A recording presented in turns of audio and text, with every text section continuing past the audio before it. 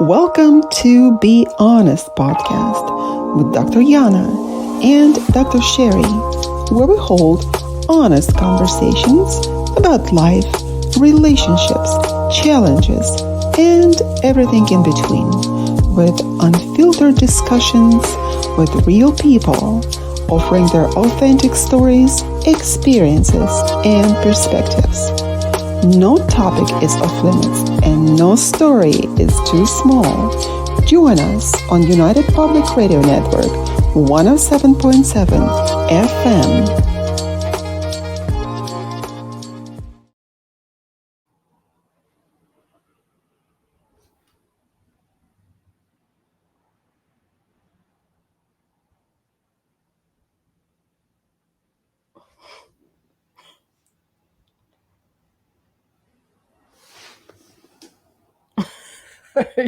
Gentlemen, we just decided to play music for you at the very beginning. What is going on?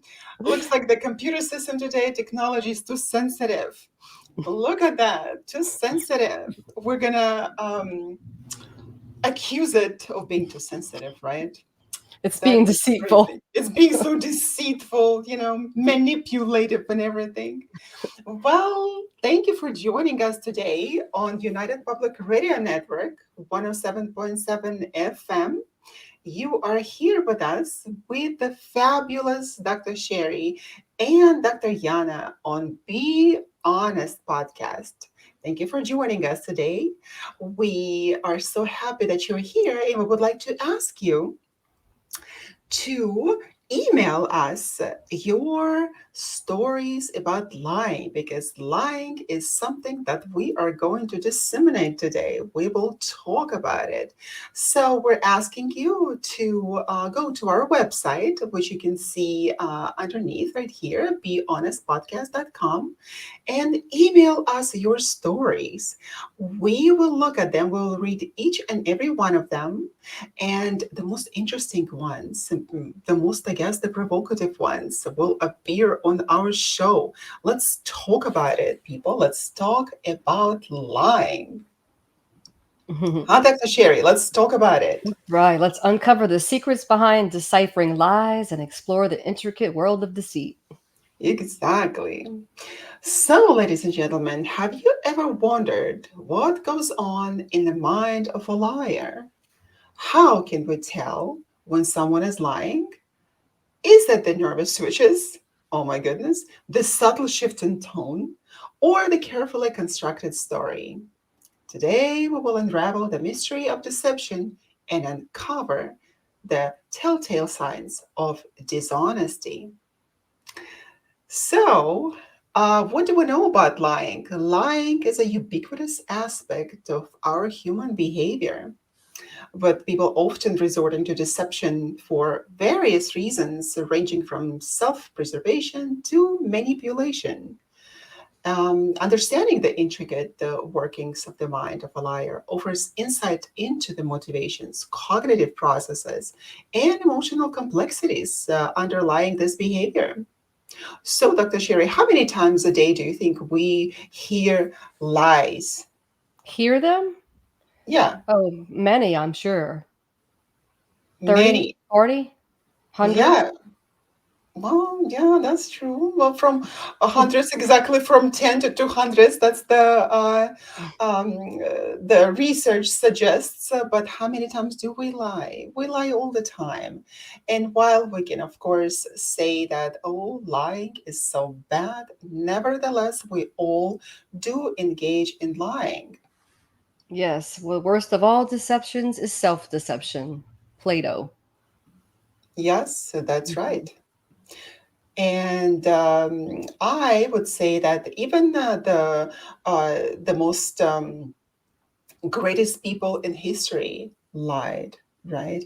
Those people that we consider the icons of honesty, the icons of our world, they are also engaged in lying, and that is normal. I think that the deception was created with the inception of humanity. What do you think? Well, I think it's a self preservation, right? So That's right. people, Yeah. why do we lie? oftentimes to protect ourselves, gain advantage, manipulate other people. There's always a reason for it. It's not like it just simply comes out. It's usually to protect the other person or to protect ourselves, and we think we're protecting another person when we're lying. However, we're truly not protecting anybody. We're trying to protect ourselves. You can't protect anyone from deceit. Otherwise, you wouldn't lie.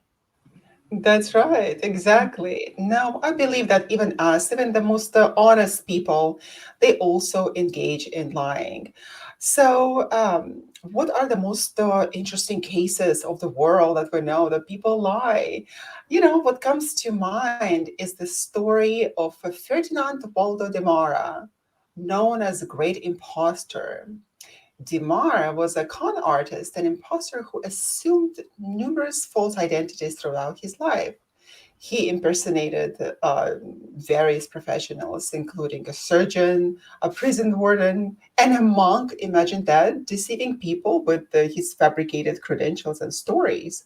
So some false identities. Oh, yeah, false identities. I've always been fascinated by people who were able to lie or engage in this kind of deceitful, manipulative behaviors without having conscious conscience, their conscious to react to it in ways that would be probably shameful to them, right? But in fact, it is not. Not all of us feel shame when we lie.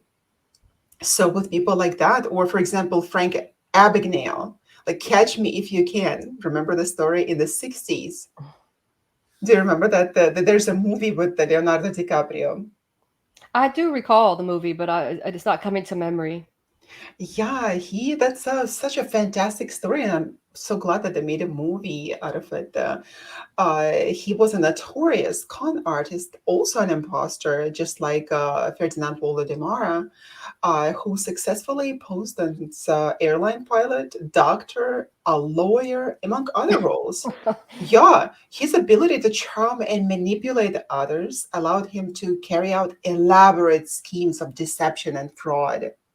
Yeah, So, or Bernie Madoff, the people who commit these Ponzi schemes. That's a big one, out of yes, billions of dollars. billions of dollars, but how is it possible to even detect the lie?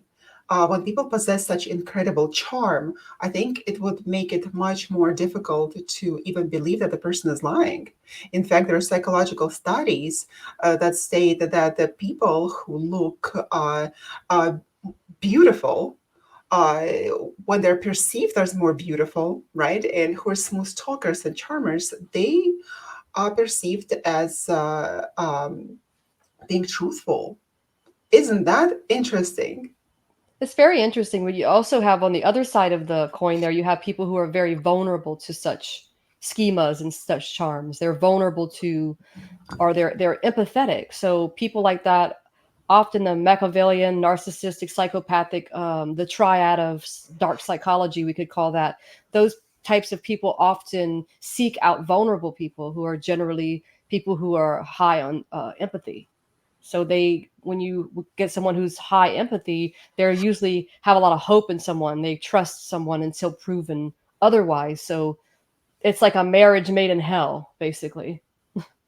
True. And the interesting thing is that we are wired as human beings to save people, right? To lend out a helping hand, to understand a person, to be there when a person needs help.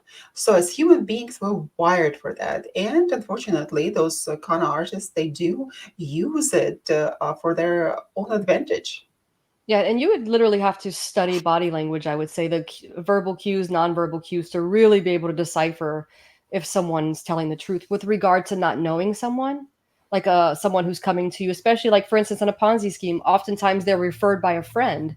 It's a trusted friend who's referred someone, so you're just you as you're assuming, making an assumption that your friend is has the best interest, and you go with that person and make a contribution or investment per se, right?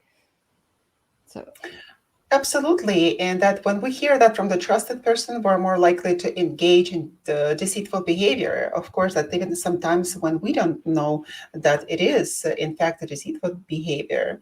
A lot of the times when we don't recognize the signs of someone lying, we can fall prey into their schemes, into the lying, into uh, even fabrication of facts, and we're hurt by that, and other people are hurt by that. So even the best of us, we can actually inadvertently hurt ourselves and people around us. Hmm. If you remember the woman at the beginning of the 20th century, her name was Anna Anderson. She claimed to be Grand Duchess Anastasia Nikolaevna, the daughter, the youngest daughter of Tsar Nikolai II, the Nicholas II, who was believed to have been killed along with her family during the Russian Revolution. So Anderson's claims were the subject of much controversy and debate, with some believing her to be an impostor and others convinced of her authenticity. Nevertheless, we can talk about probably some psychological, uh, mental uh, disorder here or disorders, because people who would want to adopt someone else's identity are already not healthy emotionally, psychologically, and it's just we want to believe a fairy tale, and somehow we grew up on those uh, fairy tales as the princesses and the tsarevnas and tsars and kings, and those stories fascinate us. Just like in England, people fight for the king. um, why would they fight for the king, right? It's been like from a long time ago, probably the same as to protect our country, we will fight for our president. Pretty much. Or I Yeah, mean, you really didn't have a choice. That was your choice then. You could either do that or you could go underground somewhere and, you know, start your own revolution or attempt to. But back then, you were just that was the way it was. The king was the king the king was the or the king. queen. You know, that's who you Exactly. abide. That was kind of the god back then. But when the church Yeah, came into play, then they also were heavily influenced by the church. That's a true. whole nother show there. That's a whole another show. That's true. And speaking of queens and queenhood, queendoms, today is in fact the International Women's Day. So Dr. Sherry and I congratulate every woman out there uh, who have gone through a lot. As we as women, we've gone through a lot in our lives, right? And I'm not minimizing the experiences of the guys and men here, but that today we celebrate us.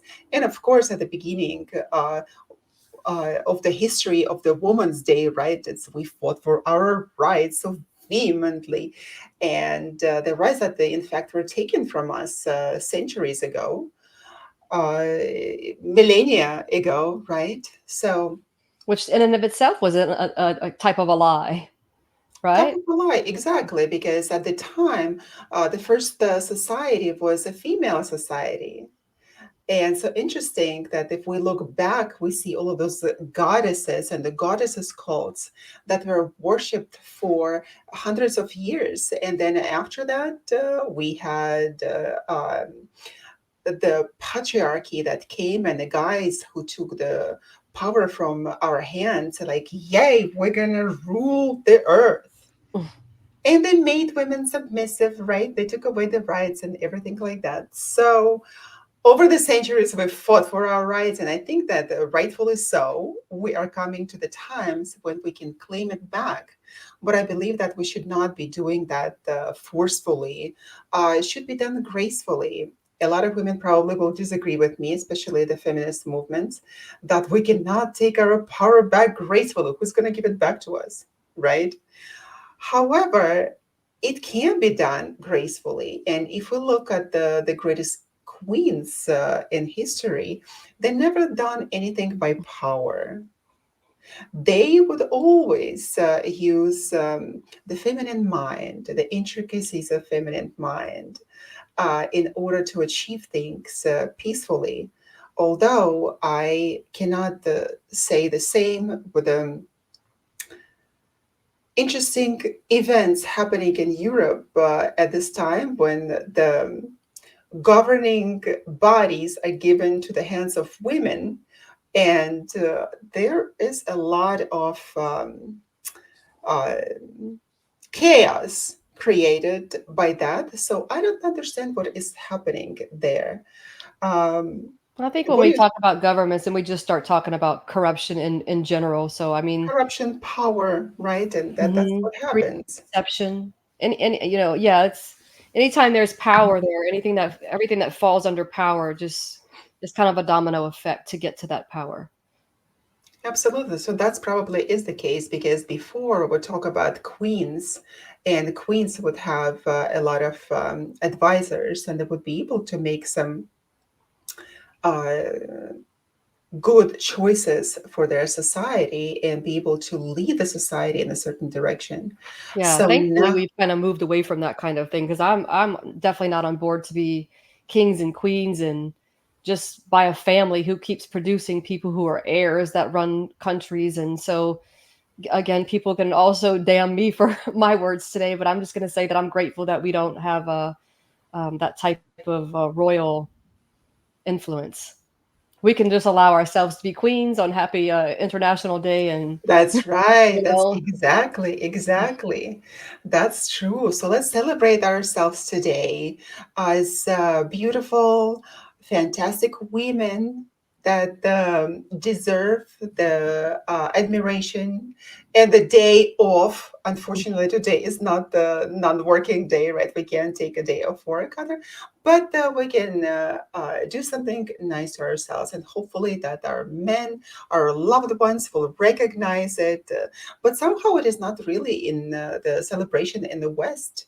It is the European celebration somehow, but in the West, it is more of the feminist celebration. However, in the rest of the world, the March 8th is a celebration of femininity, of women, not necessarily mothers I think or March is daughters. Women's Month, I believe, if I'm not mistaken. I think March is celebrated as a Woman's Month. Well, you know what? This is fantastic. Let's just break into the ears of our loved ones, our guys who just need to treat us especially with kindness, special kindness and reverence during this month. So, Women should be congratulations to celebrated every day. Men everybody. should be celebrated every day. I think the planet needs both of them. I think that if we could find a beautiful balance in this world, it would be phenomenal. But I think we're far from that because of all the deception per se. We can throw that out there. We have to learn to just separate fact from fiction, and I think the world is far from it. But we can keep promoting it. That's right. You know? Yes. I mean, look Well, at what's back happening to on the deception. like catfishes, catfish, right? People who get catfished online, scammed out of thousands of dollars, and just things like that. It's you speak diving into the mind of the liar. That's it's so it's really dark in there. Well, how many you like, that's it. I'm done. I'm done. Let's dive to the mind of the liar. Let's illuminate the Can I leave deception. the room? Dr. Sherry, can I leave the room? Mic drop, Mic right? drop. Yeah. So, what kind of liars do we have there, Dr. Sherry? I think we have Yeah, something is called like a white lie. Do you white think it lies is are like the justified? minimum. Well, white lies, also called didn't you call them, last week called it a what's another term for a white lie? Not a small lie, but you had a different term for it. Mm. Um, I liked it though. I'll try to remember it. Well, there's like compulsive liars, there's what is it? Pathological liars, manipulators, impulsive liars, there's cons, there's frauds, uh, Freud's. Freud Freuds, was maybe the Freudian slip. ultimate liar, telling us that everything depends on the phallus, right? On our sexual desires. So maybe that was the biggest lie of the century. Yes, Yeah. there are occasional liars as well. So if a white lie would be something to protect the feelings of others, there are occasional liars that would lie to make themselves look good or to get to have their needs met, right? They're habitual liars, which probably should be distinguished from pathological liars. With a habitual liar, has fallen into the habit of lying because it feels easier and more convenient than telling the truth, because telling the truth can entail consequences, and sometimes unpleasant consequences. And of course that we have prolific liars who lie frequently, but do not experience as much distress about lying or perceive as much danger as pathological liars, right? So we liar is a liar. So Liar, let's liar, just put pants it on fire. pants on fire. That's right. So how do we detect the lie? You mentioned here the situation with online schemes, right? Yeah, So not being able to see someone. Maybe you can't see their verbal or nonverbal cues in that regard. So you'd have to look for inconsistencies, ambiguous language. yeah, well, ambiguous light. This is if it is online, for example, right, and the information is written. It's a whole another story of how to decipher those lies. We have to know the baseline. We have to educate ourselves. We have to have enough of a critical factor at play here in order not to fall for these lies, right? But unfortunately, with those with online lies, it is my understanding that we don't have the baseline. We don't know the person who is lying, and even in online dating, it is absolutely difficult to determine if anyone is lying through text It is, because but I you don't mean, know that person yet. yeah, I think there's another quote out there, and it's like it says, "We are never deceived; we deceive ourselves." So if you're in a Well, really how's dark, that? well, if you're in a really dark place in your life and you're vulnerable and you're lonely and you're eating up the attention from somebody, then you're not allowing yourself to truly see the signs. There's always signs that someone's lying to us. We have to be willing to see it. And to I think we just because we deceive ourselves into believing that this person on the other end of that computer is they really like me and they love me, but oh, they won't FaceTime me. They won't send me a video chat or something like that. It's like just stuff like that. And some people just continue to feed into something, even though there's that inconsistency there. That is a self deception. You're deceiving yourself into believing something that is on telling you you're going against your gut, basically. Absolutely. We believe those lies. That is a form of self deception. And while our entire podcast is about being honest, it does not mean being stupid, right? And believing everybody else's lies. However, as human beings, we want to look at the person and believe them. And a lot of the times we're being manipulated into something that we don't want to be, right? We don't want to be in those situations. And that is so easy to do. And our human tendency is not to believe the truth, in fact. We are eager to believe the lie. And here we have to be so honest with ourselves because seeking external validation can just absolutely cloud our minds, and we can fall prey into those manipulative schemes and techniques, right? So just like you rightfully mentioned, uh, there are so many schemes online, and even in online dating, the people can tell you that, oh, you're the most beautiful woman or a man on earth, right? That I'm so happy that I've met you. But can you please send me $25,000? Exactly. Exactly. I cannot tell you that, well, this is a digital age, right? And I cannot tell you how many times when I was on those dating sites, I was actually doing a research to see how people are able to manipulate each other and how gullible other people are to eat up those lies. And sometimes I was open about it that I was doing the research, sometimes not, because even in the psychological studies of deception, that when I was doing my research, it was so bizarre to me that you have to disclose that you will be lying to people. That beats the purpose, right? Just this crazy open honesty about something can bite you, and you won't be able to do the research on deception, right? For example, I remember one time I was writing a dissertation, in fact, and then I switched the topic. The interesting thing, what happened is that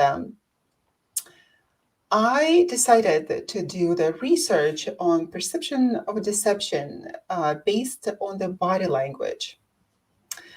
And I chose a very interesting demographics. I chose the Middle East and how do you perceive the deception? Because I'm from there and I know a lot about it and about the narrative, about the culture, about the behavior there. So I decided to go there and I started investigating that. And that sounded so interesting to me. However, there was a moment when I wanted to do this research with another researcher who was based in Texas at the time. Uh, he was in some women's university, and he had a fantastic research published about lying, how to perceive the deception through the body language, and he used people from Amman, right? Yes, from Jordan. He used people from Jordan, and he published all that research. He published all that. So he was really honest about his findings of his research. But what did it do? What did it do? That caught the attention of the government, our government. And I found out about that much later. But what happened to him that he was approached one time, the first time when he was approached by, we will not gonna name the body, the governing body here. Uh, he was approached and he was asked not to publish this kind of research because that cannot be made public because people will use it and avoid being caught. Of course, which he said, this is a free country, we're not going to do it. And I'm going to continue to publish my research. Okay, when it happened one time, right? But then he gave up publishing his research, the findings, and he was approached a second time. What were the findings? The findings are That that how oh, do people react? And of course, they were from the Middle Eastern descent. How do people react in terms of stress, for example, right? When they're lying, and how to catch them? and how do you catch them? Correct me, or just are they covered up in this area of the world? Are they of like maybe the women? Are they covered? Well, women are covered, but at the same time, but not in every country, not in every Middle Eastern country. And if we look at that, of course, like why he was even interested in that particular population is because of the terrorism. And our government decided that there's not going to be a third time. So three times that he refused, and then he just disappeared. He just Well, disappeared. there's terrorists among us here as well, right? I mean, Yes, but we the just thing don't is go that blowing up other countries, but I mean, that absolutely is the case, but that was the time when we were fighting the terrorism from that part of the world, and he was publishing those findings. And at the time, while I still did not know that what happened to him, I would conduct my research and I would tell my Middle Eastern friends who were doctors at the time uh, how to get back into the country because they would be from the Middle East and they would always complain to me, my God, we're coming back and we are being held at the border for many hours before letting go and interrogated. And I looked at them and I said that there were two of them and I said that, you know what, probably your beard wouldn't help here. Why don't you just shave it off? Because you look at those mujaheds, right? You look like you would be a terrorist from that country. Nobody knows who you are here. So probably it would be a better idea not to look like them, although we're talking here about changing your identity here. Yeah. But at the same time, one of them, I would ask them, how do you behave? You're probably very nervous, right? Because you're going to come and pass through the border, you're going to be interrogated again. So what do you do? And I gave him an idea. I told him how to behave. The thing And is, I mean, I think you can do that, Dr. Yana, but there's micro expressions whenever you're being when people are being deceptive that you can't you can't that's something that we cannot argue. That's a natural instinctual thing that when we're deceived, when we're being deceptive, that if somebody truly is able to decipher deception, like on a basis, like maybe somebody from the CIA or something, there's micro expressions we give unconsciously when we're lying, that no matter what that's implanted in us. I think that what you did probably helped maybe counter some of the deception that somebody, maybe from a perspective discrimination area, like I think where you're coming from is they're being discriminated against based on their appearance. I'm not talking about discrimination here. I believe that that is a legitimate approach if we want to protect our country. We have to look realistically of what is happening here. We can't just rely uh, on the goodness of humanity. We have to be cautious here from the standpoint of the Like when you tell government. someone to That is shave a their beard, legitimate thing. Yeah, because they would look like they would be uh, um, but that's terrorists, a of course. bias, right? That's a bias. While speaking about bias, we're talking about the lies here, of course, and yes, it is a bias, but nevertheless, from the government standpoint, they have to take all the precautions. But with the bias itself, it is absolutely is the case. So while micro expressions would be used at the different settings, because with our human eye we cannot really catch those the change in micro expressions. But on this mundane level, for example, you can advise someone how to behave in order to avoid being caught, right? So I gave certain ways of behavior, and I said, okay, why don't you do this next time you come into the country? You behave this way, and you're going to come back and report to me that you were not caught. So, on the different occasions, both of those doctors, they run to me and say that, well, we were not even held at the border. We were not interrogated for hours this time. That really worked. So, when I was looking up that professor and I wanted to work with him, I learned that he disappeared completely with all of his research. The one that already was published is published. But I decided that that is a very dangerous place to go. So while I was actually supporting those requests and not to publish this research because it can be used by the opposing party, how do we deal with the freedom of speech here, freedom of information, right? But I decided to leave that research alone and keep the findings to myself. I said, all right, I'm just going to go and do something more innocuous so I will not be caught like that or not get myself into any kind of a predicament. But you're absolutely right.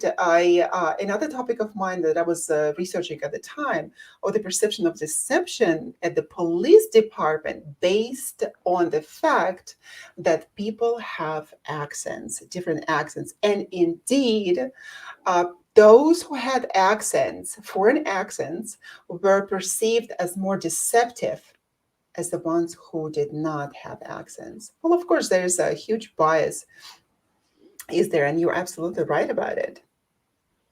Yeah, that confirmation bias, which is kind of drilled into us based on how we were, I guess, our just the way we're raised, the Oh, absolutely. biopsychosocial influences. Yeah, with all those influences, very interesting. And you mentioned the micro expressions. Of course, there would be at the times when we are taking interviews, when we're able to record the interview, right, the encounter, and then we're able to rewind and see who. there there's actually people at the airport who, like, at different airports, who are actually specifically hired to pick up on these behaviors of people. They are trained in body language, and they micro expressions can be anything from, like, biting your lip, moving your arm, trying to cover your face. People don't realize, and that's what a micro expression is. It doesn't mean you actually need a Those microscope are the no, but those to are the see facial something. expressions. They're facial expressions, micro expressions. They are so micro that we cannot detect it with our human eye, and that is why we need a video equipment to do that. Hmm. That is a separate thing. But yeah, with the facial, what we do with our face, we have to be able to understand that, and that is subconscious. That is the subconscious behavior. So when you talk to somebody, uh, you have to understand that the knowledge of the uh, body language will help you tremendously, and not only in detecting deception, but in your life, for example. And it is such an easy thing to do.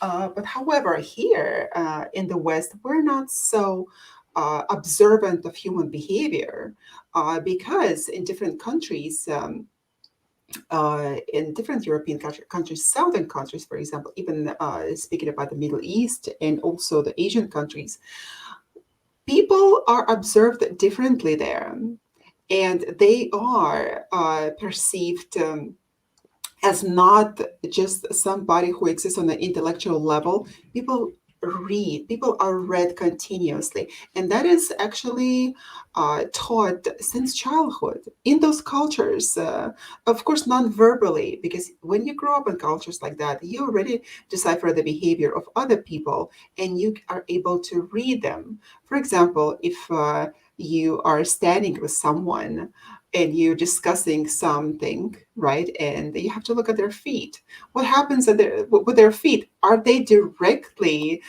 directed at you, or are they sideways? Or one foot, for example, is pointing to the door. That means that the person is not quite interested. The person wants to leave, and they're just being polite by not uh, showing you their disrespect. So we have to be mindful of all those things. And when people lie, what happened to their faces? They touch the faces a lot. They become anxious because as human beings, we are, most of us, not speaking about the psychopaths, we are conscious about it. I mean, like we are not, we like unconsciously. Uh, we're consciously lying, but we're unconsciously touching our face. For Pete's sake, I was like, I get caught in a lie of my own mind. your mind's playing tricks on you. Mind is playing tricks on me. Exactly. Just throwing all those balls. That we touch our nose. We touch our eyes when we do not want to hear a particular statement. We can cover our eyes. We can rub our eyes. It's just because that truth is painful to us. We don't want to be hearing that. We touch the nose, lips. We touch our neck, for example, as a soothing gesture for ourselves when something is bothersome to us. So, by observing this kind of cues, we can save ourselves a lot of trouble. Hmm. Right, Dr. Sherry? So next time you sit there, don't touch your face, anything when you talk, right there through the screen. Well, when it's coming from an unconscious place, you have no control over that, and that's why it becomes easy to pick up on people who are deceiving you. However, you have to. It's something you have to study. You have to learn it, and you have to. It's not something you can just go and next time somebody's lying to you, you're gonna automatically assume because they bit their lip that they were lying to you. It's something. It's not. It's not just something that you just start. It's something I think you should learn. It's a learned, I would say, a learned science. You can pick up on things if you know somebody and their But it pattern is is not a off. rocket science. It's not a It can be rocket learned. science, but it's also not to go out there with the assumption that you, just because somebody touched their face when they were talking to you and you felt they were deceiving you. I think just trust your gut, especially when you're talking to somebody you know. Sometimes the pattern is off. People have patterns, and so do liars. And oftentimes liars have a pattern of webs. webs. That's their pattern. It's just a whole web. And sometimes we get True. entangled in that web. Absolutely, we get entangled in those webs of lies. But then, with our loved ones, the people that we know, we have the frame of reference, right? We know their baseline more or less. However, even I was thrown off one time with one particular person when I could not really detect whether he was lying or not, because he was a professional salesman, and it was really difficult for me to really. I had this cognitive dissonance. It's like, how come I know all these cues, and what I hear, what I see, it's actually is not making any sense for me. And then I discovered such a thing as, of course, when we lie, our two sides of our body work differently, right? The two hemispheres of our brain. And that is why when we lie, for example, we can look to the left or to the right. In order to recall a certain situation that happened to you, right? You can look to the right or to the left, depending whether you're right handed or left handed. Uh, in order for us to perceive that you are in fact liars, you're constructing the lie in your mind at this time, right? So I the reason why I was throwing off, okay, like I would always look at the people's hand. Are you right-handed? Are you left-handed? And this way I would be able to determine the person is lying or not. However, I did not really take into consideration that people can be ambidextrous, and that is damn difficult to determine when somebody is lying with ambidextrous people. Then you have to look at the pattern of also the speech, what they say, what the facial expressions, and whether that is also coming together with their actions, right?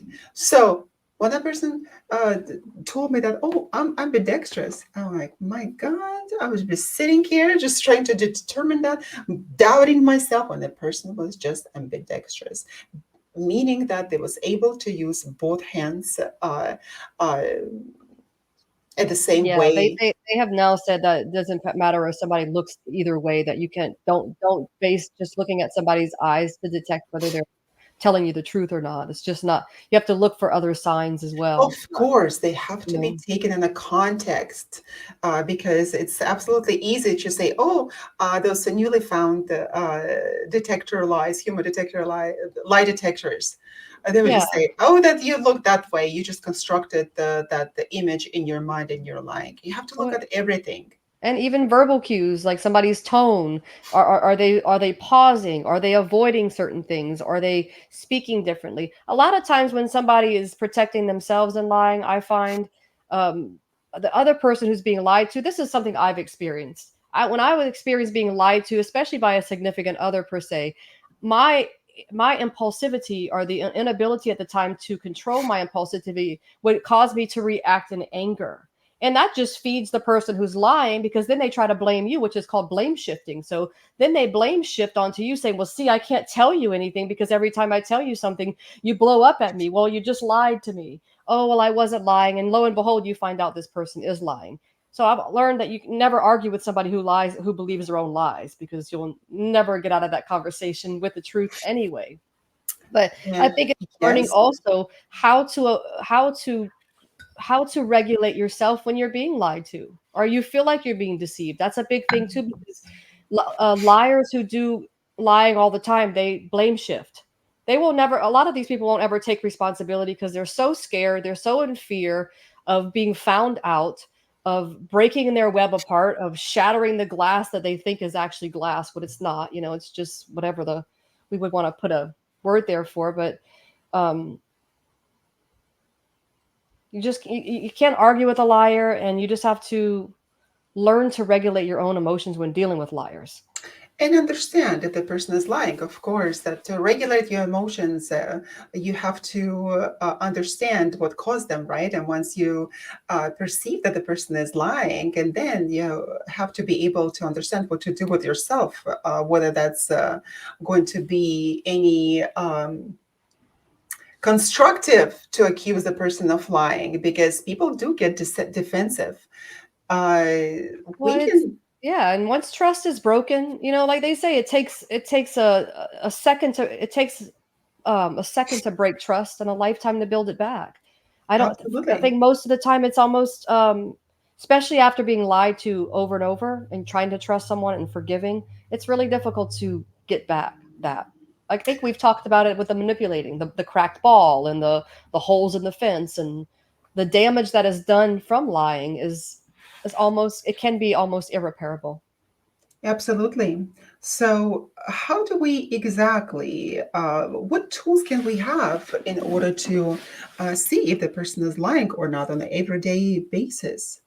Uh, Inconsistencies, Inconsistencies, that's for sure. That's for broken sure. patterns. Patterns, what if we don't know the person? Trust your gut. Oh, Get to trust know your your gut. gut. Sometimes our gut deceives us. I don't even I know don't think the gut why do ever we have our the mind. feelings in our gut. It all starts in our hearts, right? Like, why No, it gut, starts for in Pete's the sake? stomach because when you're it would well, I think they say that because fear, right? Fear when you how when you feel really anxious, does your mind hurt or does your stomach like feel in your heart? Where do you feel when you're anxious and in fear? Do you carry a lot in your mind or generally it's like in the torso area? Well, That's I why know you're all out we- of fear because and you're we get the pit in the stomach, right? That's what we call it. right. So that's So very that's when interesting. they say trust your gut. Trust your gut. And sometimes the gut, well, that feeling that you're having could just be fear because that's why it's just good to get to know yourself a little bit more and you can learn to detect things because I think you learn to know that something's not right anytime you feel a disturbance. Your gut is trying to tell you something's not right. It doesn't mean somebody's lying. I'm not trying to pinpoint anything here, but anytime there's the slightest disturbance, your body or your mind is trying to tell you something. Yes, but we don't trust ourselves this way. We're not taught to trust ourselves, Hmm. right? We also have to be able to intellectually understand, right, what is happening in front of you and be able to put the facts together. If not, if your intellectual function is gone out of the roof, then listen to your gut. Like intellectual, Absolutely. you mean like critically thinking? Critically thinking, that's right. When your critical factor is out of the roof. Yeah, I'm not saying that if you're stupid, that's I'm glad that you caught it. Yeah, the critical factor. And the critical factor depends on so many different factors as well, right?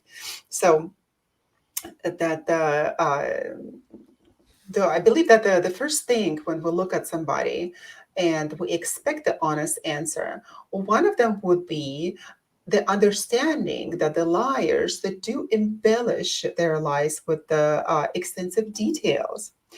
I remember and that when I was teaching, I had a class and they would always, before I even did this little experiment with them, I would always hear that, that you taught as well that um, my grandma died, and the grandma of one student actually died like several times during the semester. It's like, how many grandmas do you have?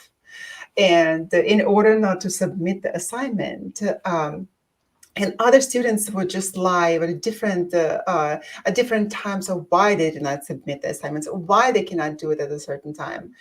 And I got really tired of it, and I did an experiment. I said, okay, uh, lying to me is not going to produce any positive results for you, because first of all, you are lying and your moral code is hopefully is hurt at the time, right? And you're going against yourself, you're not being authentic.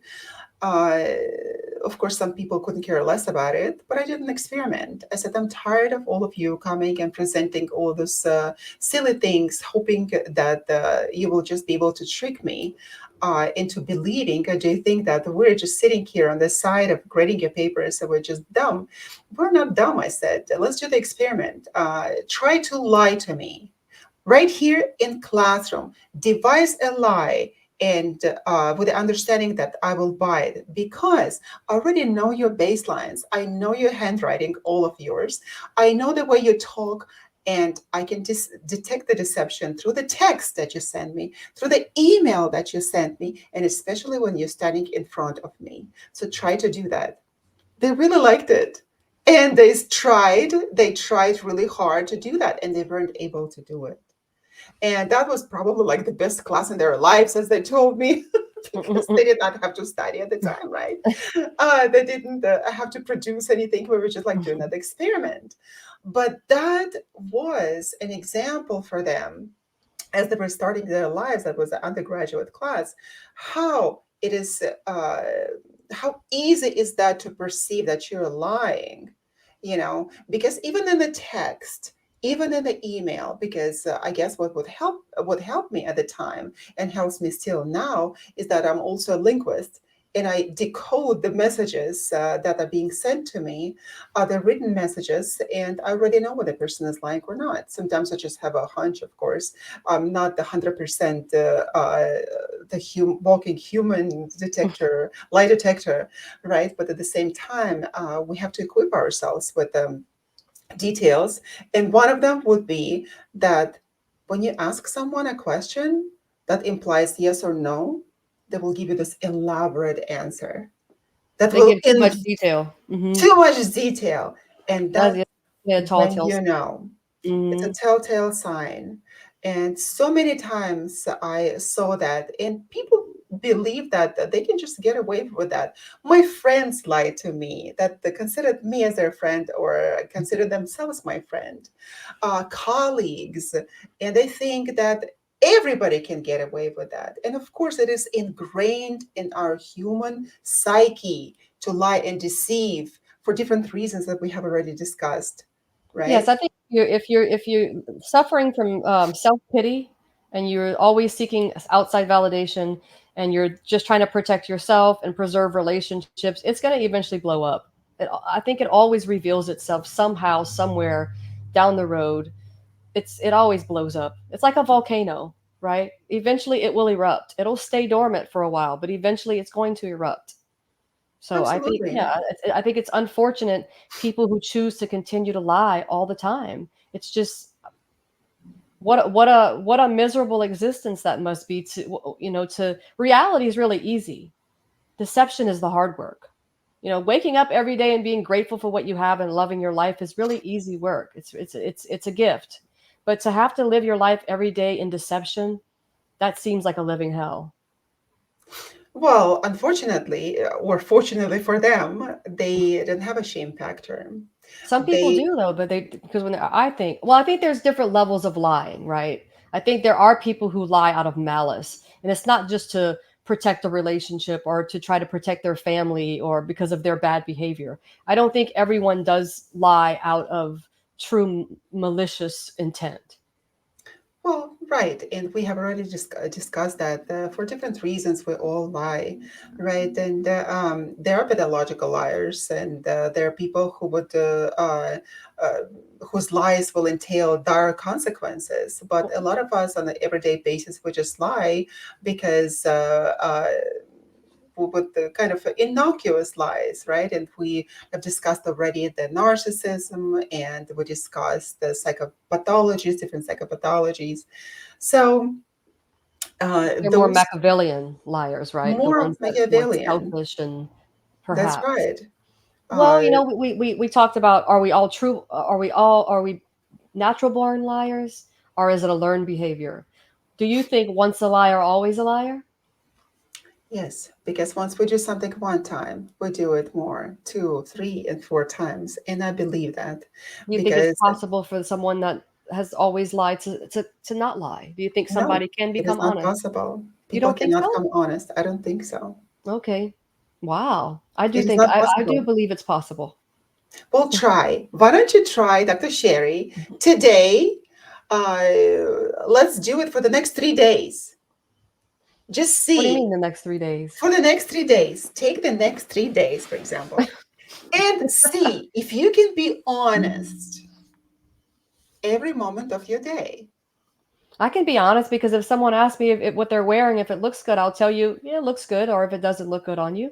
You know, I What mean, if are you talking about white what lies? Because I don't engage in white lies? pathological compulsive lying. Well, you don't, well, we're not talking You're about saying that. social Just like self social, deception, everyday lying. and so you want me to Just take a see, tally? just see if that would be a possibility for you. Even take today till the rest of the day. If you are not going to lie, that would be an absolutely marvelous thing. What would I We have to all lie do. about? I don't know. You're going to catch yourself in that. And I will catch myself in that too. Even to the fact that if somebody is going to tell me, oh, do I look fat, for example, right? And the person does look fat, but I'm not going to say that. Well, I, there's tactful ways of telling people the truth. That's the difference. You don't have to lie to anybody. You certainly don't have to lie to yourself. You can say, "I don't think that dress looks flattering in you on you."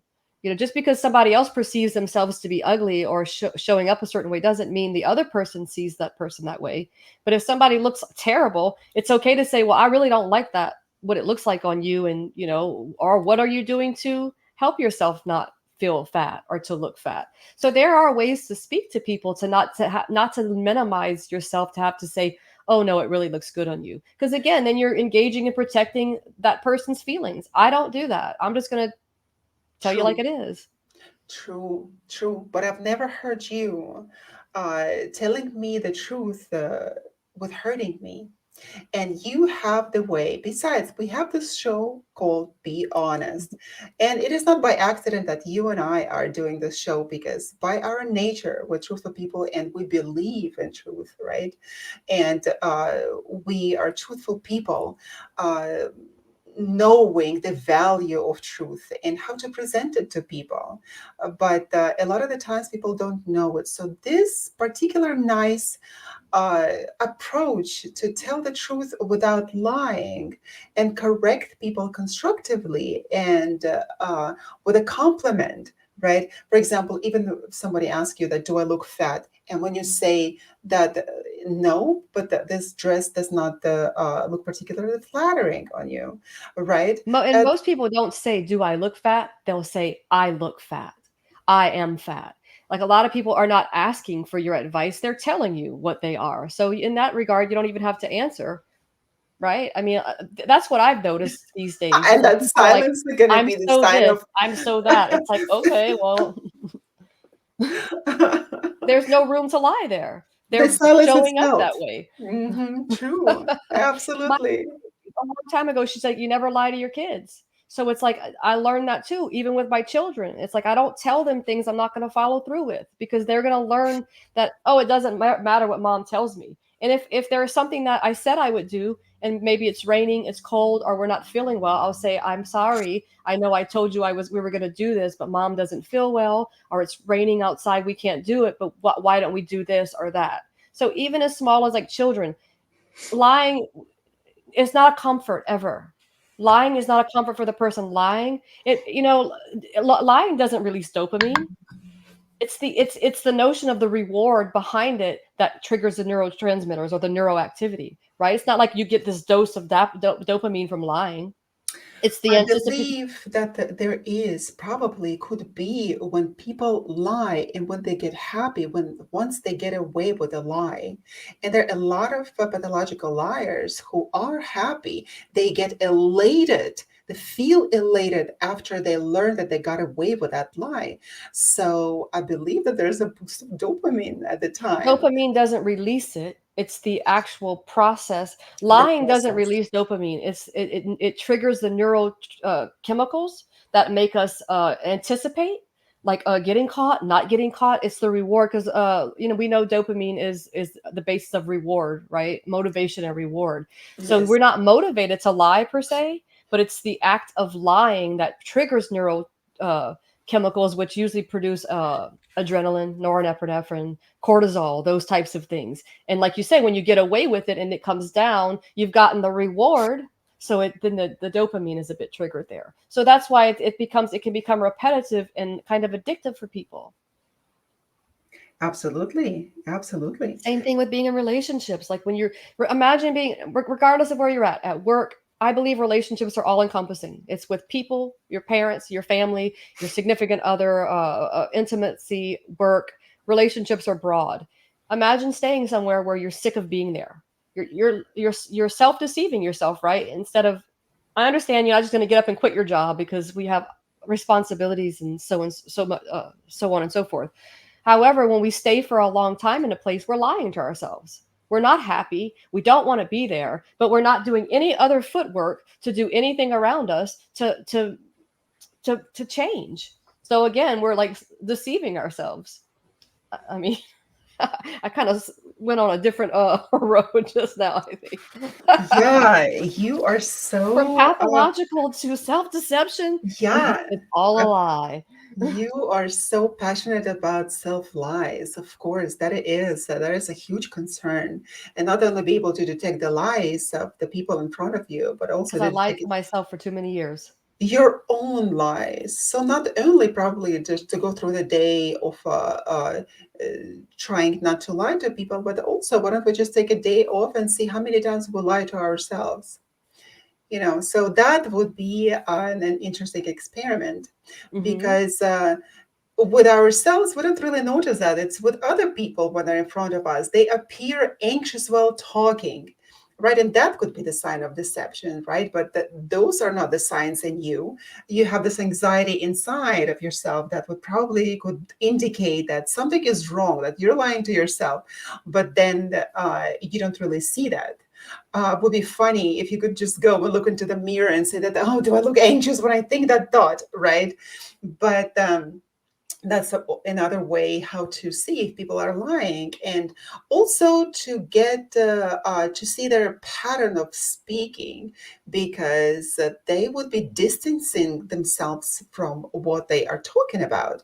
For example, if we see uh, our president, who Clinton, for example, who one time was given a statement and he said, "I did not have sex with that woman." Well, first, finger pointing like that is also the sign when you raise a finger. Sexual Uh, relations.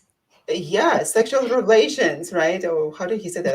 I never had sex with that woman. I think he said, I And did not have sexual relations with that woman. oh, okay, sexual relations with that woman, right? Well, first, he called probably sex, that would be sexual relations, right? It's already distancing yourself from the fact. And also, he did not call her by name. He said, that woman. It's already, again, distancing yourself from that. The person is lying. And if we look at that, of course, that happens subconsciously. If we look at that, if we know the certain amount of cues, we are going to be equipped, we are going to understand more what happens around us and not gullibly believe, right? And like you mentioned, that people get defensive when confronted with a lie, right? Look at that when people will uh, start screaming at you or blaming you for lying and projecting the lie on you, making you feel uh, Blame shifting. Hmm. blame shifting, exactly, but making you feel bad for even questioning the person, and that becomes a pattern. Yeah, I agree. I mean, let's a little bit of truth right now. We're coming live from United Public Radio 107.7 out of New Orleans, Louisiana. There's some truth to add to the show. Sprinkle it on in. Sprinkle, exactly. So, what else can we say about lying? Lying, how do we detect it? When people are constantly changing their story, beware when you heard one story being told one time and the second time the person tells it, oh, that's embellished with different details. Uh, just take a note. People can be just gregarious people, for example, and they love embellishing their stories or anything that happens in their life, right? Exaggerating. There are people like that. Blindsiding comes to mind when we blindside people. Elaborate on that, Dr. Sherry. Deceiving someone by catching them like completely off guard, taking advantage of somebody's vulnerability and their trust. We're blindsiding them, um, often with unexpected information, kind of like what you're talking about. That's what reminded me of that. Like you're blindsiding someone. Right, that's exactly is the case. Yeah, one of the techniques of interrogation that has been used at the police is asking the person to tell the story, and then ask the person to tell the story backwards, with details and times when the person did it. And a lot of the times that the person who is lying will not be able to repeat this lie backwards because he won't be able to construct this kind of chain of events backwards because he would have to remember what he lied in the first place. So that is difficult, people. You have to be able to tell your lies, to remember your lies, and that is a difficult life. So you, Dr. Sherry, you're absolutely right. It's a difficult life. Well, it's harder because you have to try to remember all these things, and then people won't remember them. Generally, they don't. They slip up. But the thing that they'll do is they'll be like, "I didn't say that. I never did that." They start to gaslight. So that then it just becomes from blindsiding to blame shifting to gaslighting. It just becomes this anything they can do to wiggle out of wherever they are. And eventually, oftentimes, that little wiggle worm gets caught because all it is a little worm, right? It's going about. That's true, but there are psychological disorders where people would be lying. That would be the part of their psychological disorder. For example, the narcissistic personality disorder. We all know that, right? But there is another one. It would be a symptom of a borderline personality disorder when people would have adopt different identities, and Like of course, disassociative identity disorder. no, that is a borderline personality disorder. That is, of course, very similar to dissociative identity disorder. Uh, and of course, this is not the topic of the similarities, What you but talking about, like a chameleon-like complex? no, I'm talking about the borderline personality disorder. And okay, chameleon complex is also, of course, plays a factor here. Um, What do you mean, s- like adopting false identities? I'm like for with the borderline. Is that what you're saying? I'm just with trying a to understand what you mean by that. Yes, in a Okay, borderline got you. personality disorder, people do adopt different personalities, and something very similar to dissociative identity disorder, because borderline personality disorder is also exhibiting the signs of the people exhibit signs of dissociation. And once they wake up in the morning and they have a different identity, for example, today I'm going to be this, they dissociate with their self that they had, for example, yesterday, a few minutes ago. They adopt this new personalities. And of course, with that goes a lot of lying, and not only with the dissociations that they have, but people with borderline tend to lie more, especially the avert borderlines. uh, with covert, the situation is different here when their anger is and destructive tendencies are directed inwards more at themselves than at other people. So there are also lies associated with the Munchausen syndrome, and that would be a lot with the self-deception that we're going to go to for a second, back to that, when people lie, pretend to be sick all the time, Oh, right? Or Munchausen. Oh, okay, got you. Uh-huh. Yes. yeah. What is the word? Munchausen? I think it's Munchausen, and there's also by proxy, right? When they use another person or specifically their children. Oh yes, that's I believe that that is a German name, so that's why I pronounce it as Munchausen. Yeah, It's okay. yeah, and that's how that's what it is. But yeah, they persuade even their children of being sick so they could be taking care of them. Yeah, that's like Yeah. that case. I think it was I think they were from Louisiana. The young woman who recently got released from prison. Something Rose. Can't remember her first name. It's spacing me, but her and her boyfriend plotted and they killed the mother after her mother had made her pretend. Well, she thought she was ill for all those years, losing her teeth, being in a wheelchair. Oh my God. What is her Yeah. name? It was in the news. I think they even had a either a show on it or a movie. It's And that is so destructive. Gypsy Rose. There we go. Gypsy Rose, that was her name. Yeah. Gypsy Rose. Yeah, and that was a big case of that. Like her mom would always feign the symptoms. Yeah, And that's that's psychological profound. pathologies on their own, right? For the parents who do that, perhaps because they are afraid to stay alone. So that is why they make the children stay with They them for the rest of they their also do it lives. for attention because they're getting attention from people. People are they're getting notoriety in some shape or form because their child may have cancer or Right. it's sad. Hmm. It's a sad sickness. And Absolutely. Yeah. So, what do we do with people? What shall we do, or what shall we not do when we see that people are lying to us? Well, I believe that one of them would be not to expect them to admit a lie, because who wants to admit a lie? You catch me in a lie, so, oh yeah, Dr. Sherry, I lied to you.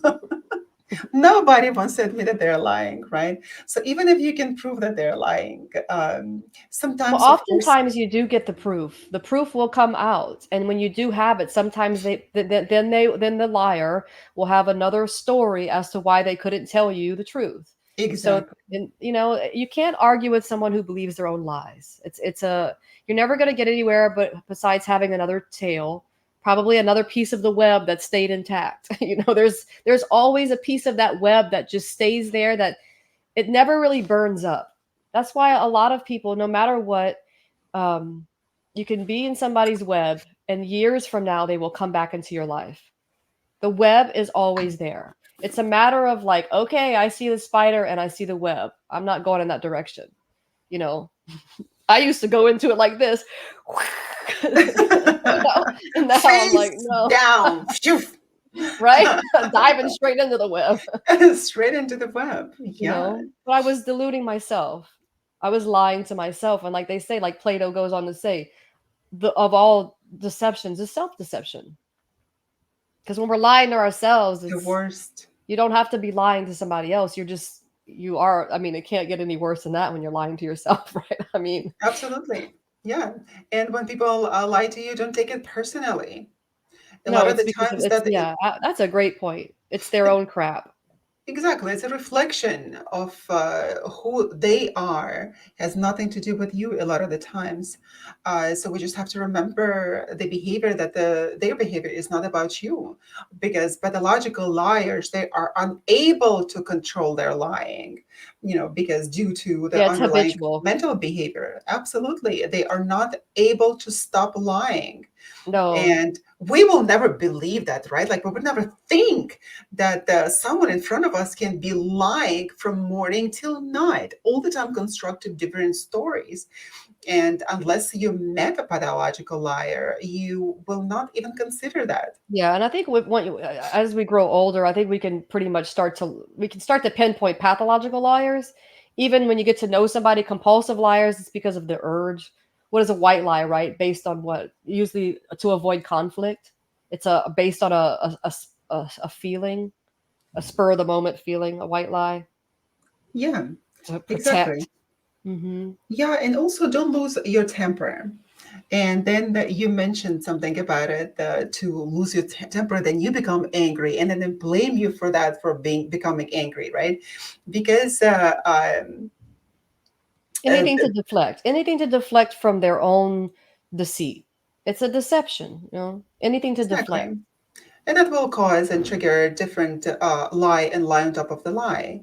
Another thing that I wanted to mention is that we believe in the society that averting the eye gaze is a sign of deception. Not necessarily.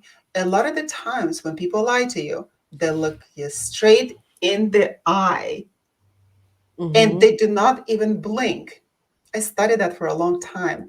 That is a very interesting detail about human behavior, that they can look into your eye and they don't blink. Hmm. That you have to be able to understand, that when we habitually talking with each other, right? We're looking here and there and everywhere, and we're at ease. But when you find someone looking you straight in the eye, oh, you have to know that person too, right? Because there could be other psychopathologists when people stare you in the eye that don't blink, right? So that could also be a sign of lying. And I remember even with my kids, uh, when they would just look me straight in the eye and tell me a lie, right, without blinking. And I would say, "Did you just tell me the lie?"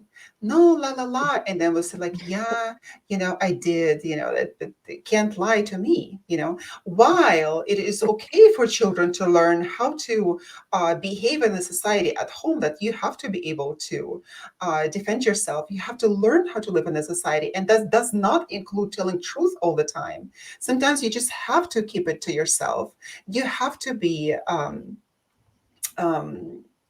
understanding that people lie all the time. You have to be able to understand how and when and what to do about it, right? So not losing temper. Oh, you lied to me. That no. Take a Hmm. note of that. Take a note of that, and determine your course of action. Yeah, we can't change anybody else. We can only do work on ourselves. We can't change anybody else. You can't stop anybody else from lying. You can't put word. Look at somebody's actions. People, liars will always try to convince you with their words. Words are nil and void.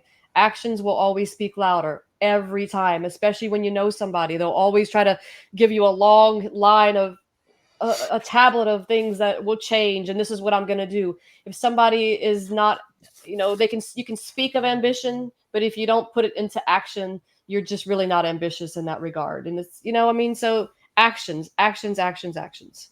Take it with yourself first. First and foremost, learn to be honest with yourself. Be honest with the world around you. I think it's a beautiful freedom that you have. It's a, I don't know, connected to the gratefulness of the gratitude of spirituality. Don't want to go into spirituality here, but it's just, if you're able to be honest with yourself.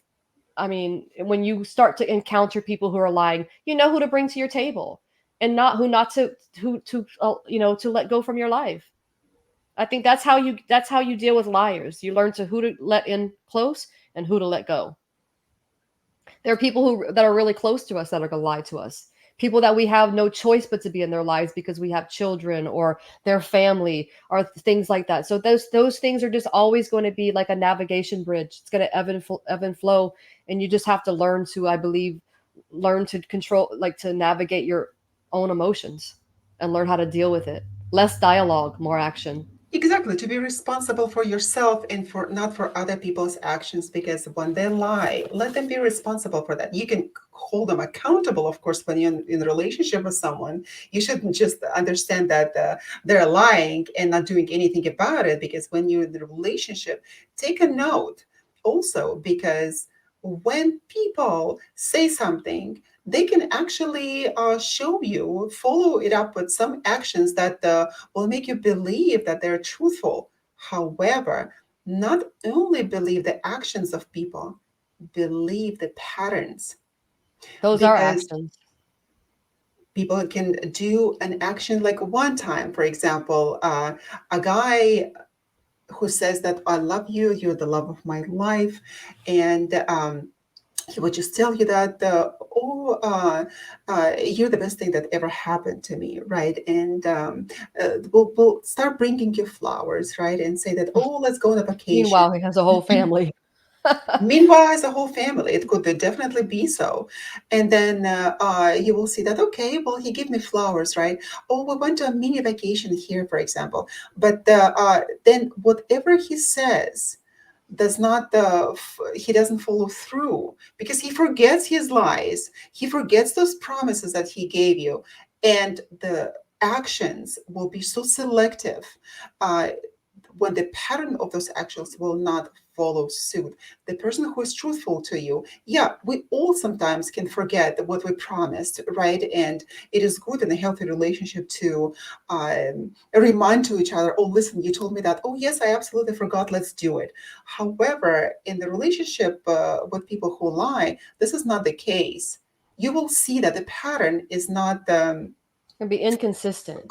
exactly, it is very inconsistent with what they say. And even like I always say that I've learned to believe this, to take it as a motto for my life, that you can tell me anything you want, right? I don't believe your words. I don't even Mm-hmm. believe your actions because people can do it once or twice and then become so inconsistent after that. But I always believe patterns. Patterns never lie to me. So if we can learn something in this life, always look at the patterns. Mm-hmm. Patterns, they will represent the psychology of the person to you and your own patterns. Of course, don't forget about yourself, right? We can continuously blame other people for something that we don't take care of in our lives, right? Yeah, you just have to learn to be consistent. If you want people to, if you want to be a dependable person and a reliable person, and for people to feel the same about you, you have to learn to be consistent. And at times, we're all going to have shortcomings. We just have to learn to reach out and talk about what if something's bothering us. Reach out and say, "Hey, I know I was going to do this with you, and I know it may be I just don't feel well." Just be honest with where you are, and just that's a consistency. Just I think remain consistent. I think people who live a life of deceit all of their lives, I think as they get older, I would say they will likely grow old and lonely. And I don't, that's just, even if you have children, if you're just always a dishonest person and like just living a miserable life of deceit, I think that when you grow old, I think you'll just be a lonely, miserable person. And that's just, for me, that's just not the kind of life I want to live. And it seems daunting. It's just, That's and what it, happens to the people with narcissistic personality disorder, pathological narcissists, right?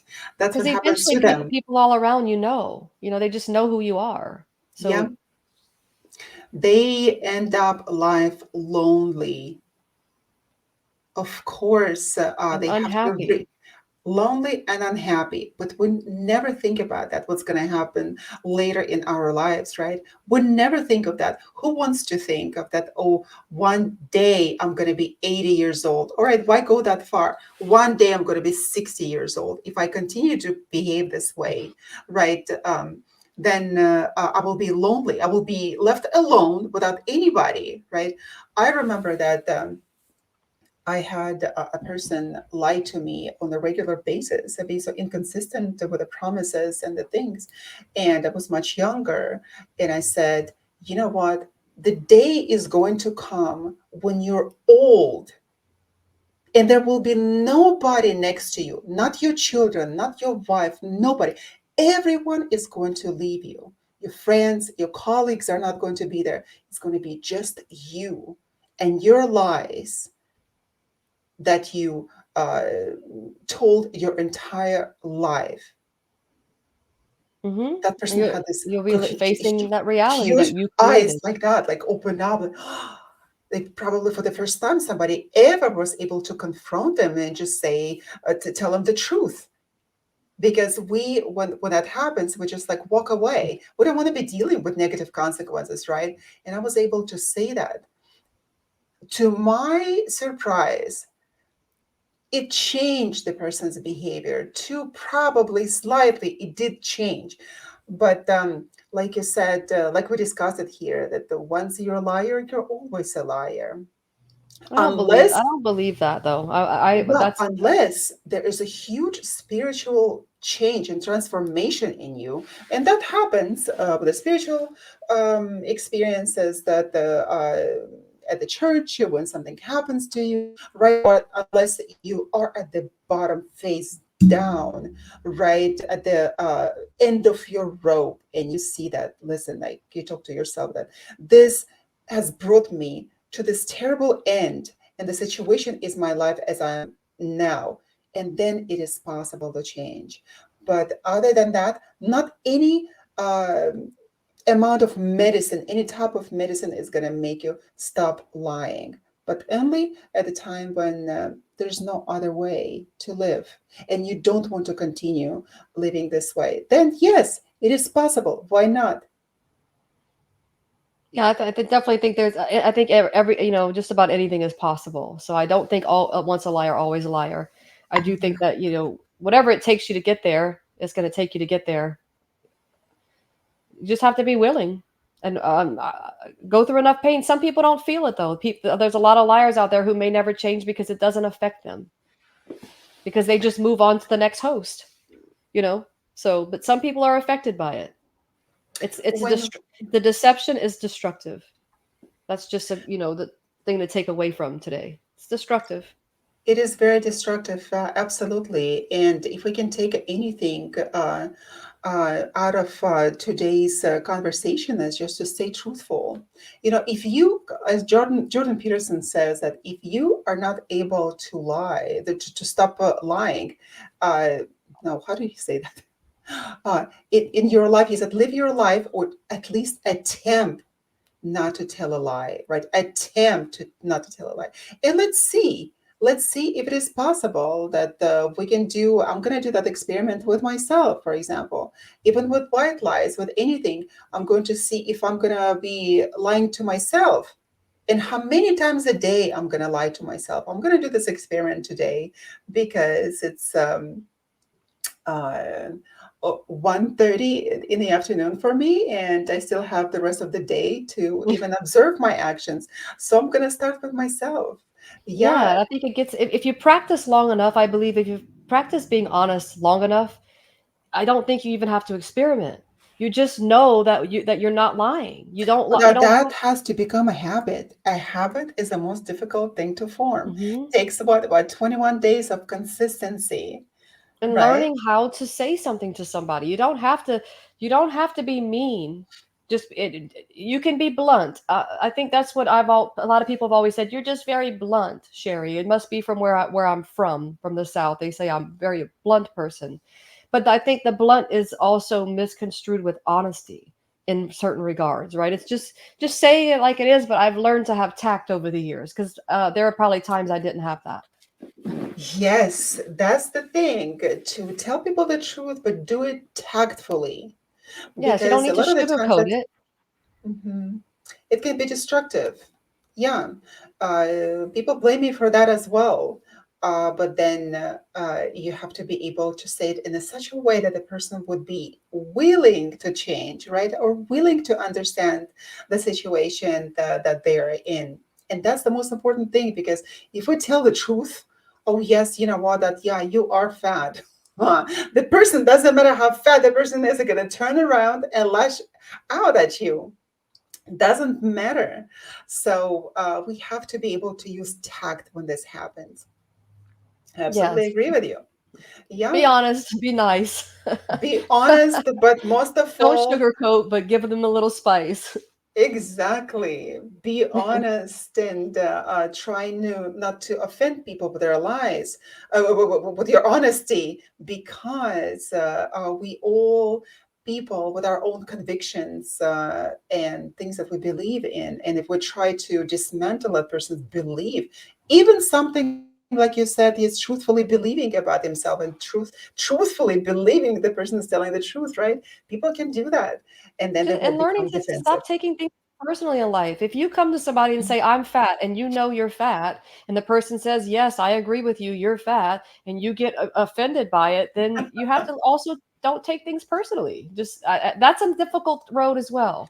That's one of the most difficult, I think. Other than being honest, learning to not take things personally is a whole nother endeavor in life. All of these are ongoing processes throughout the life cycle. We're taking Right. that to doom. Yes, we should Mhm. take it not personally, but transpersonally, as a friend of mine says. So Yes, that it's is true. We take so much personal that we just get so irritable sometimes, and it's funny. Life is what life is but a dream, right? true, true. Well, we discussed today what happens in the mind of a liar. It is a complex terrain shaped by a myriad of motivations, cognitive processes, and emotional intricacies. From self preservation to manipulation, like we discussed today, lying serves various purposes rooted in our ego, fear, and social dynamics. So, understanding the psychological mechanism underlying offers insight into its complexities and consequences, illuminating the intricate interplay between cognition, emotion, and behavior. So ultimately, unraveling the mysteries of the mind of a liar enables us to navigate the ethical dilemmas of deception, and cultivate a relationship built on trust, authenticity, and integrity. That's Well, right. So if you find yourself lying today, make sure you're lying on your back going to sleep or lying looking at the sky. that's Always right. go That's magazine. exactly is the case. Yes. So, Dr. Sherry, what are we going to talk to about next time? Oh, we're going to be dwelling in darkness. We're going to talk about the mind of a killer. Oi. Oi, mic drop, mic drop. The mind of the killer. So, ladies and gentlemen, come and join us next week on Friday, where when we will be talking what happens inside the mind of a killer. Whether that is a light topic or not, how are we going to approach it? I don't know. But we have to be honest. We have to be honest. And Dr. Shira and I will honestly discuss that and bring to you the understanding of the whole phenomenon. We are thanking you today for being with us. You have been with us on a live on United Public Radio Network, 107.7 FM from beautiful New Orleans. And you've been listening to the show Be Honest with fabulous Dr. Sherry and not less fabulous Dr. Yana. Of what? Am I being honest here? I'm not less fabulous, right? That's right. Oh, that is so funny. We have to be able to use humor here. Otherwise, this life is so difficult, with so many intricacies. We have to be able to use humor to Oh, our laughter advantage. feeds the soul. Yes. So thank you, everyone. We are waiting for you next Friday. And please remember to submit your stories through our website and write to our email address. So we are looking forward to meeting with you next Friday. Have Okay. the happy rest of your day. Bye.